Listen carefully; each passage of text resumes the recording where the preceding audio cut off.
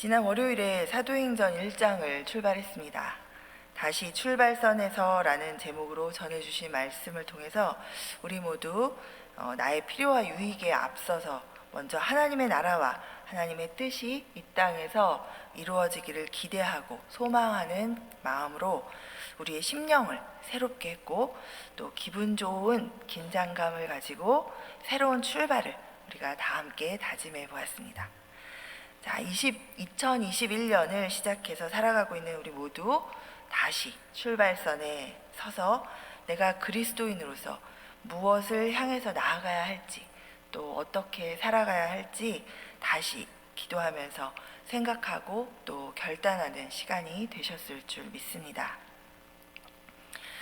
예수님을 따라다녔던 제자들은 예수님이 안 계신 이 상황에서 이제 무엇을 해야 할지, 또 어떻게 해야 할지 아주 불확실하고 불분명하게 느껴지는 그런 상황입니다. 예수님을 십자가에 못 박도록 내몰았던 이 유대인 지도자들과 또 많은 유대인들은 예수 믿는 자들을 계속해서 처단하려고 여전히 살기등등하여서 잡으러 다닙니다. 위협적인 상황은 계속되고 있습니다. 자, 그러나 다시 출발선에 서서 정신을 가다듬고 이 예수님께서 말씀하셨던 대로 다 같이 한 곳에 모여서 기도하기를 시작합니다. 사도행전 1장 4절 5절에 이렇게 표현되어 있죠. 사도와 함께 모이사 그들에게 분부하여 이르시되 예루살렘을 떠나지 말고 내게서 들은 바 아버지께서 약속하신 것을 기다리라. 요한은 물로 세례를 베풀었으나 너희는 몇 날이 못되어 성령으로 세례를 받으리라 하셨느니라. 위협적인 상황은 변한 것이 없고, 또 당장 무엇을 어떻게 해나가야 할지도 잘 모르는 그런 아주 불확실한 그런 상황이었지만, 이 예수님께서 하신 말씀, 예수님께서 하나님 아버지께 구해서 아버지께서 약속하신 것을 받을 때까지 기다리라 라고 하신 그 말씀을 의지하여서 제자들은 다 같이 한 곳에 모여서 기도합니다. 제자들이 기다려야 하는 이 아버지께서 약속한 것이 무엇입니까? 네, 보혜사 성령이시죠. 요한복음 14장 16절 17절에서 예수님께서 이렇게 제자들에게 약속하셨습니다. 내가 아버지께 구하겠으니 그가 또 다른 보혜사를 너희에게 주사 영원토록 너희와 함께 있게 하리니 그는 진리의 영이라. 세상은 능히 그를 받지 못하나니 이는 그를 보지도 못하고 알지도 못함이라. 그러나 너희는 그를 아나니 그는 너희와 함께 거하시며 또 너희 속에 계시겠음이라. 아멘. 예수님께서 이 말씀을 하셨을 때 제자들은 잘 이해하지 못했습니다. 그리고 예수님께서 승천하시고 난 지금도 이 예수님이 기다리라고 하신 이 성령께서 어떻게 오실지, 그리고 성령이 오시면 무엇이 달라질지 전혀 알지도 못하고 또 상상조차 할 수 없는 그런 상황이었을 것입니다. 알 수 없지만, 그리고 이해할 수 없지만 예수님의 말씀에 순종하여서 다 함께 모여서 합심으로 기도하던 어느 날 드디어 놀라운 일이 벌어집니다. 오늘 읽은 본문인 사도행전 2장 2절에서 4절까지 이렇게 그 놀라운 사건을 이야기하고 있습니다.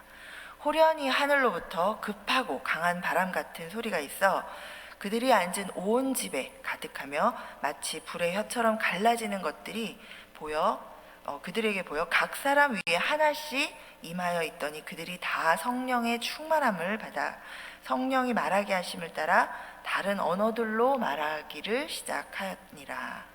아멘. 성령께서 오셨습니다. 그런데 생각지도 못한 형태로 이 모여있던 제자들에게 다가오셨습니다. 성령께서는 이 기도하던 제자들의 무리 가운데 오셨다는 것을 이들이 알지도 못하고 배우지도 못했던 전혀 다른 여러 가지 언어로 하나님의 큰 일을 말하게 하심으로 이 성령께서 임재해 있음을, 성령께서 임하셨음을 그렇게 알리고 계십니다. 사람들이 아주 놀라고 당황합니다. 그리고 또 어떤 사람들은 이 사람들이 세술에 취해서 이렇게 주정을 한다라고 조롱을 합니다. 그러자 예수님께서 잡혀가셨을 때는 멀찍이 따라가면서 눈치 보고 두려움에 사로잡혀 있었던 베드로가 바로 이 두려움 없이 이 조롱하는 사람들 앞에 담대히 나서서 이 유대인들이 잡아 죽인 예수님에 관해서 또 이 십자가로 인해서 우리에게 주어진 그 구원의 기쁜 소식을 강론하기 시작하죠. 자, 그리고 이날 이후로 예수님을 믿는 이 신자의 숫자는 날로 더해가고 이 믿음의 공동체, 이 교회 공동체는 가르치심을 받고 또 서로 교제하고 오로지 기도하기에 힘쓰면서 든든히 서가는 모습을 보여줍니다. 요한복음 14장 18절에서 예수님께서 이렇게 말씀하셨습니다. 내가 너희를 고아와 같이 버려두지 아니하고 너희에게로 오리라. 아멘. 네, 예수님께서는 약속하신 대로 우리를 고아와 같이 이 세상에 버려두지 않으시고 또 우리를 버려두고 하늘로 훌쩍 떠나가신 것이 아니었습니다.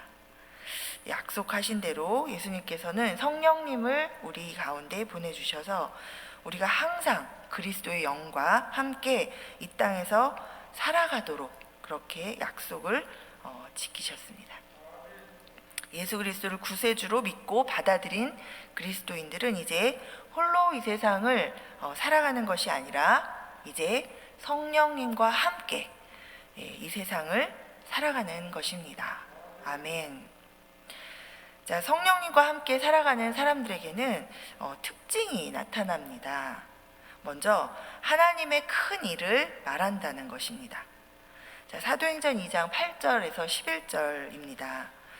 우리가 우리 각 사람이 난 곳 방언으로 듣게 되는 것이 어찌 됨이냐. 우리는 바데인과 메데인과 엘람인과 또 메소보다미아, 유대와 갑바도기아, 본토와 아시아, 부르기아와 밤빌리아, 애굽과 및 구레네에 가까운 리비아 여러 지방에 사는 사람들과 로마로부터 온 나그네 곧 유대인과 유대교에 들어온 사람들과 그레데인과 아라비아인들이라. 우리가 다 우리의 각 언어로 하나님의 큰 일을 말함을 듣는도다. 아멘. 자, 이제 하늘로부터 이 땅에 오신 성령님과 함께 그 성령님의 능력으로 여러 민족들의 언어로 말하고 있는 이 120명의 제자들은 이 하나님의 큰 일에 대해서 말하고 있습니다. 이 성령이 임하시자 다른 언어로 내가 누구인지를 소개하는 것이 아니라 또 내가 지금 무슨 일을 하고 있는 사람인지 그런 일을 얘기하는 것이 아니라 또는 자신들의 지금 감정이 어떤지 무슨 생각을 하고 있는지 또 걱정이나 근심이나 아니면 앞으로의 나의 미래를 향한 포부가 어떤 것인지 이런 것을 지금 늘어놓고 있는 것이 아닙니다.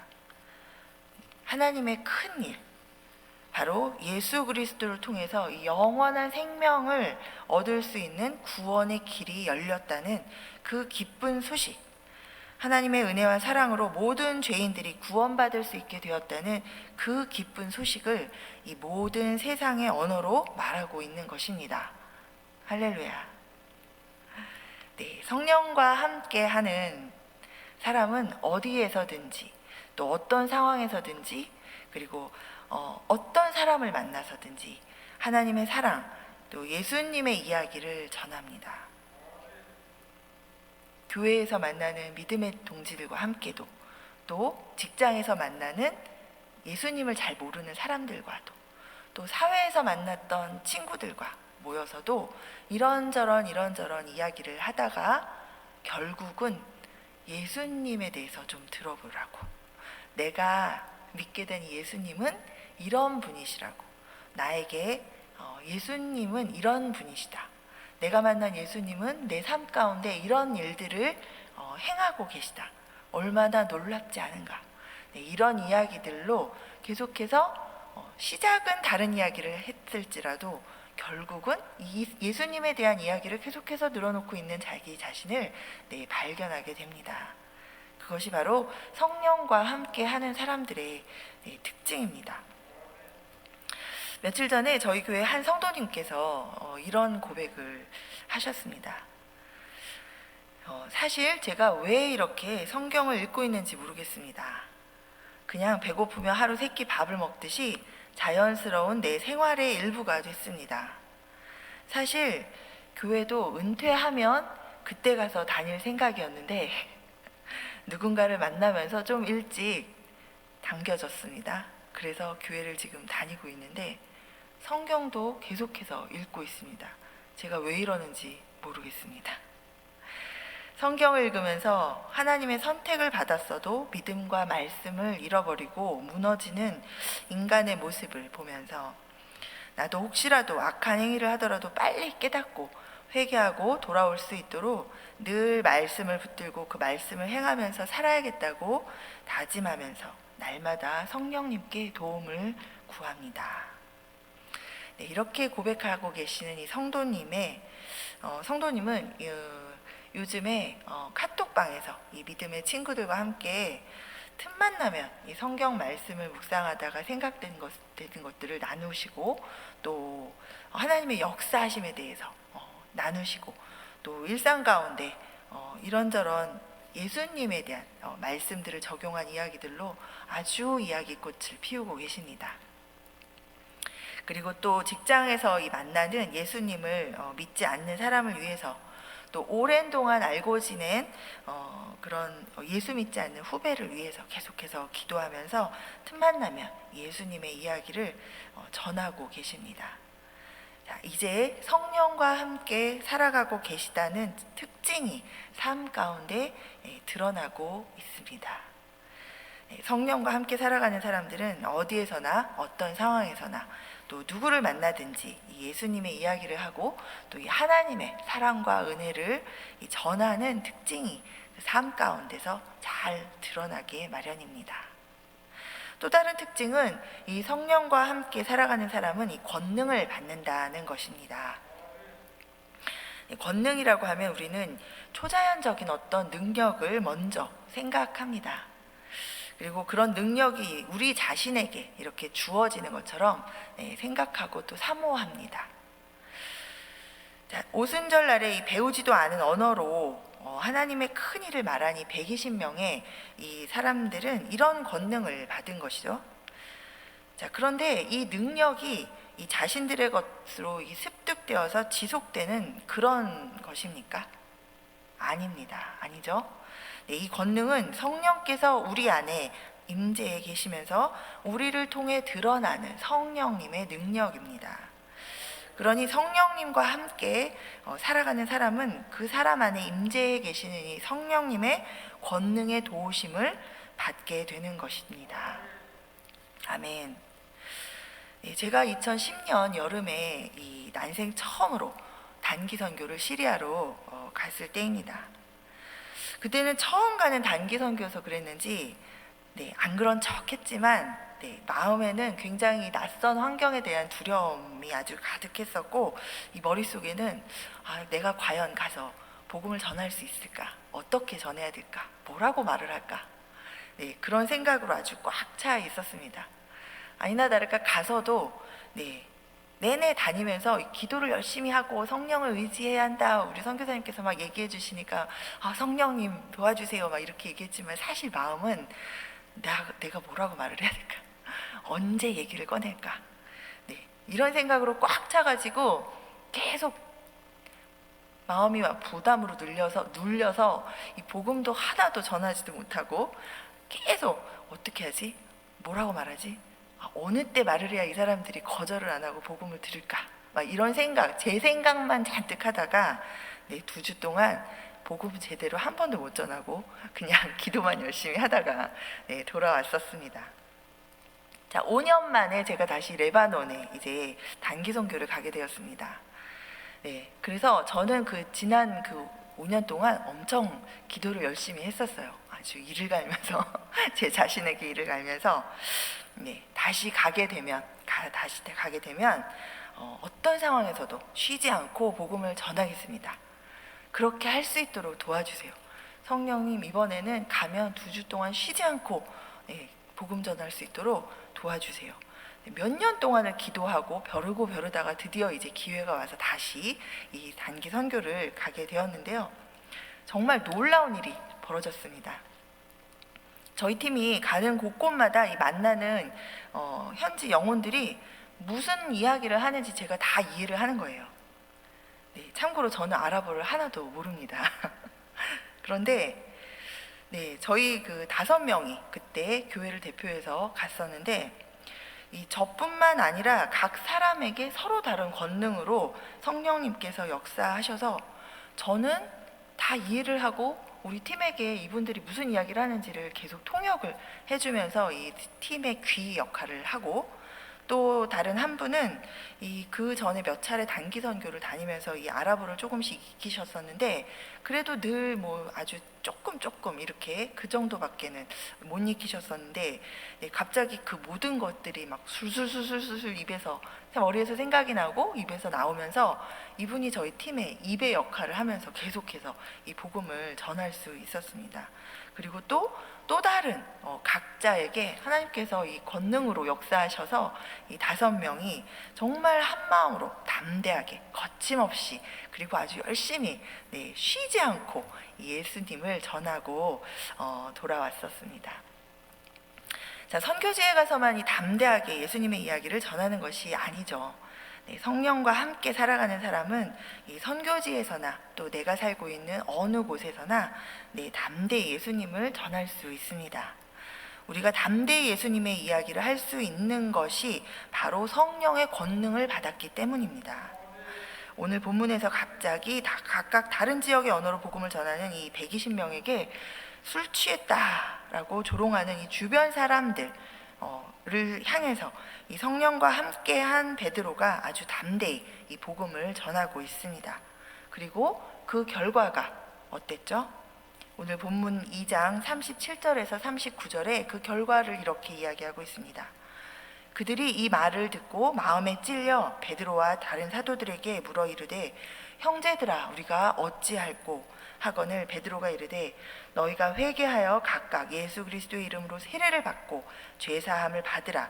그리하면 성령의 선물을 받으리니 이 약속은 너희와 너희 자녀와 모든 먼데 사람 곧 주 우리 하나님이 얼마든지 부르시는 자들에게 하신 것이라. 아멘. 네, 담대함은 성령의 권능입니다. 내가 노력해서 담대해지기란 좀처럼 쉽지 않습니다. 그러나 성령과 함께 할 때 이 성령의 권능을 받아 우리는 담대할 수 있습니다. 담대히 나의 문제와 맞설 수 있고 또 담대히 질병과 싸울 수 있고 또 담대히 세상을 향해서 나아갈 수 있습니다. 성령과 함께하는 사람은 담대히 예수님의 사랑을 전할 수 있습니다. 예수님을 통한 이 구원의 소식을 담대히 주변에 있는 사람들에게 전할 수 있습니다. 혹시 누구에게인가 예수님을 전해주고 싶은데 이런저런 이유로 망설이고 계시는 분이 계십니까? 여러분 안에 계시는 성령의 권능을 의지하십시오. 성령님을 신뢰하십시오. 그리고 담대히 한번 예수님의 이야기를 시작해 보시기 바랍니다. 요한복음 14장 13절에서 예수님이 이렇게 말씀하십니다. 진리의 성령님이 오시면 그가 너희를 모든 진리 가운데로 인도하시리니 그가 스스로 말하지 않고 오직 들은 것을 말하며 장래일을 너희에게 알리시리라. 또 마태복음 10장 16절 17절에서 너희를 넘겨줄 때에 어떻게 또는 무엇을 말할까 염려하지 말라. 그때 무슨 말할 것을 주시리니 말하는 이는 너희가 아니라 너희 속에서 말씀하시는 자 곧 너희 아버지의 성령이니라. 아멘. 말씀을 맺습니다. 예수님께서 승천하신 이후에 제자들은 다시 출발선에 서서 예수님의 약속을 붙들고 기대와 소망으로 준비합니다. 그리고 마침내 약속대로 기다리던 성령께서 이 땅에 오셨음을 보았고 경험하였습니다. 그리고 이제는 성령과 함께 살아가기 시작합니다. 2021년을 시작한 우리도 다시 출발선에 서서 우리 자신을 점검하면서 예수님의 약속을 붙들고 기대와 소망으로 출발했습니다. 자, 새 출발한 우리도 이제 성령과 함께 살아가는 그리스도인임을 다시 한번 고백하면서 또 세상을 향해서 나는 성령과 함께 살아가는 그리스도인이다. 이렇게 선포하시면서 우리 시작합니다. 자, 이제 성령과 함께 살아가는 우리의 삶에서 날마다 하나님의 큰일, 예수 그리스도 구원의 기쁜 소식을 말함이 쉬지 않게 되기를 소원합니다. 그리고 성령께서 큰 권능으로 우리 안에 역사하셔서 담대히 말로 전할 뿐만 아니라 담대히 행하는 선한 행동과 그리고 아름다운 섬김으로 예수 그리스도 하나님의 은혜와 사랑이 계속해서 널리 전해지기를 소원합니다. 올 한 해 이 세상의 어지러움과 이 팬데믹의 어둠을 뚫고 성령님과 함께 강하고 담대히 나아가는 우리 서부장로교회 성도님들 한 분 한 분을 통해서 우리 성령님께서 권능으로 역사하셔서 이 미시사가와 토론토와 열방 땅끝까지 아름다운 예수 그리스도의 소식이 편만하게 전해지기를 또 소원하면서 그렇게 될 줄 믿습니다. 그리고 성령의 권능을 받아 담대함으로 산적해 있는 개인의 문제들을 돌파하시고 또 육신의 질병을 이기시고 승리하는 그런 성령의 역사하심을 경험하시는 그런 올 한 해가 되시기를 간절히 소원합니다. 아멘. 우리 함께 기도하겠습니다.